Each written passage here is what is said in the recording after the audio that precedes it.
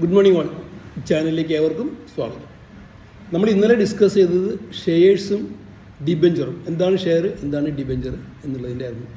Share എന്ന് പറഞ്ഞാൽ മൂലധനത്വം ഉണ്ടാക്കുന്നതിന് വേണ്ടി നമ്മളിൽ നിന്ന് പിരിപ്പിച്ചെടുക്കുന്ന ഷെയർ അലോട്ട്മെൻറ്റ് ആണ് ഷെയർ മണി. ഡിബെഞ്ചർ എന്ന് പറയുമ്പോൾ ഒരു കടപ്പത്രമാണ്. അവരിറക്കുന്ന കടപ്പത്രം, നമ്മൾ അവർക്ക് കടം കൊടുക്കുന്നു, പലിശ കിട്ടുന്നു, ആ സമയം കഴിയുമ്പോൾ നമുക്ക് തിരിച്ചു തരുന്നു. ഈ ഡിബെഞ്ചേഴ്സ് തന്നെ രണ്ട് ടൈപ്പ് ഉണ്ട്: convertible debentures and non convertible debentures. എന്താണ് ഈ കൺവേർട്ടബിൾ ഡിബെഞ്ചേഴ്സ്? ഈ ഡിബെഞ്ചർ കടപ്പത്രം ഇഷ്യൂ ചെയ്യുമ്പോൾ അവർ 6-7 കൊല്ലത്തേക്ക് ഇത്ര %, 5 കൊല്ലത്തേക്കാണെങ്കിൽ ഇത്ര, 3 കൊല്ലത്തേക്കാണെങ്കിൽ ഇത്ര, 7 കൊല്ലത്തേക്കാണെങ്കിൽ ഇത്ര എന്ന പലിശ നിശ്ചയിച്ച് പറയുന്നതായിരിക്കും.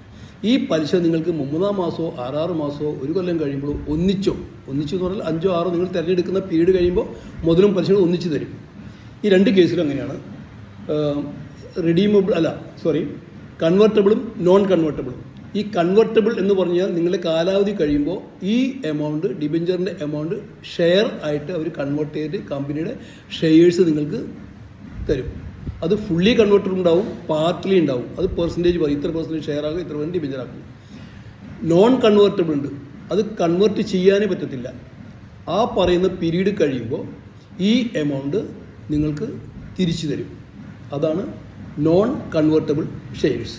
കൺവേർട്ടബിൾ ഷെയർസിൽ അതിൽ ചിലപ്പോൾ ഫുള്ളി കൺവേർട്ടഡ് ആയിരിക്കും, ചിലപ്പോൾ പാർഷ്യലി കൺവേർട്ടഡ് ആയിരിക്കും. പാർഷ്യലി കൺവേർട്ടഡ് ആണെങ്കിൽ അതിൽ പറയും 50-50 അല്ലെങ്കിൽ 60-40 75-25 ആ ഡീറ്റെയിൽസ് അതിൽ പറഞ്ഞിരിക്കും, നിങ്ങൾ ശ്രദ്ധിക്കണം. നോൺ കൺവേർട്ടബിൾ, നിങ്ങൾ ഷെയറായിട്ട് കൺവേർട്ട് ചെയ്യേണ്ടതെന്നുണ്ടെങ്കിൽ നോൺ കൺവേർട്ടബിൾ ഡിബെഞ്ചേഴ്സിൽ നിങ്ങൾ ഇൻവെസ്റ്റ് ചെയ്താൽ മതി. അത് കൺവേർട്ട് ചെയ്യത്തില്ല. ആ പറയുന്ന പീരീഡ്, നിങ്ങൾ തിരഞ്ഞെടുക്കുന്ന പീരീഡ് 3 കൊല്ലോ 5 കൊല്ലോ 7 കൊല്ലോ എന്താ വെച്ചാൽ ആ പീരീഡ് കഴിയുമ്പോൾ ഈ എമൗണ്ട് നിങ്ങൾക്ക് തിരിച്ചു തരും. മറ്റേത് പ്രൊപ്പോർഷനേറ്റ് അനുസരിച്ചോ അല്ലെങ്കിൽ ഫുള്ളിയോ കൺവേർട്ട് ചെയ്തിട്ട് നിങ്ങൾ പൈസ തിരിച്ചു തരാൻ നിങ്ങൾ അടുത്തൊരു ഷെയർ സർട്ടിഫിക്കറ്റ് ഇഷ്യൂ ചെയ്യും. ഇതാണ് convertible debenture and non convertible debentures ഉള്ള വ്യത്യാസം. ഇത് നിങ്ങൾക്ക് എല്ലാവരും മനസ്സിലാക്കാൻ വിശ്വസിക്കുന്നു. ലൈക്ക് ചെയ്യുക, ഷെയർ ചെയ്യുക, സബ്സ്ക്രൈബ് ചെയ്യണമെങ്കിൽ സബ്സ്ക്രൈബ് ചെയ്യുക. Thank you.